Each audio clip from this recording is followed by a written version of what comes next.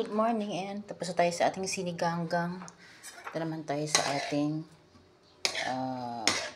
carbonara para merienda. Ayan. Lagyan natin ang ating pasta. Hindi ko na sa inyo na vlog kasi nag-charge ako.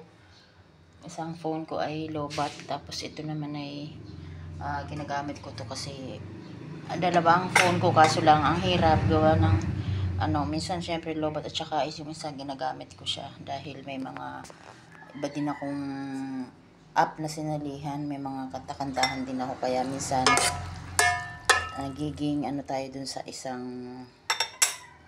nabibisi tayo kaya ayan, bigyan natin ang ating sauce, ay ang ating pasta. Ayan, pasensya na out of mind ako. Pasta. Aking carbonara. May own version ng carbonara kasi nagluto din si Kim, own version din niya kaya sa akin ayan, may own version din kaya pang merienda kumbaga konti-konti lang naman kasi apat lang din kami dito sa bahay kaya kumbaga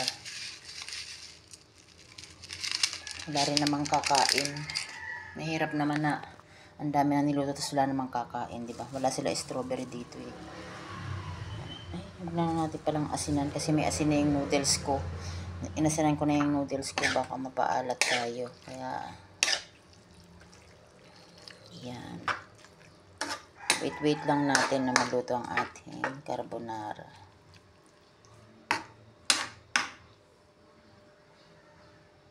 Yan ang aking apoy.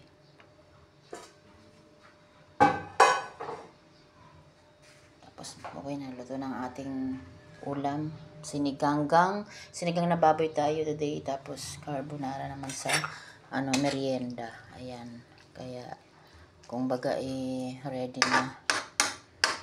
So, kasi isang lutuan lang para isang babaan lang. Tapos, doon na ako sa kwarto. Ang hirap magbababa dito sa lupa.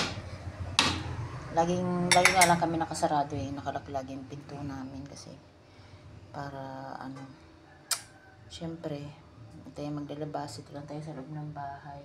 Basta kompleto naman dito sa loob ng bahay. Yun nga lang ang tahimik kasi wala akong kasama. Ayan, wala pa si Dana.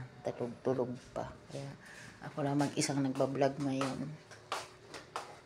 Maya uli. Bye-bye. Short video lang tayo. Kasi nakakangalay. Gusto ko front cam lagi. Mamaya uli, titikman natin ang ating mga niluto. Kaya ayan, abang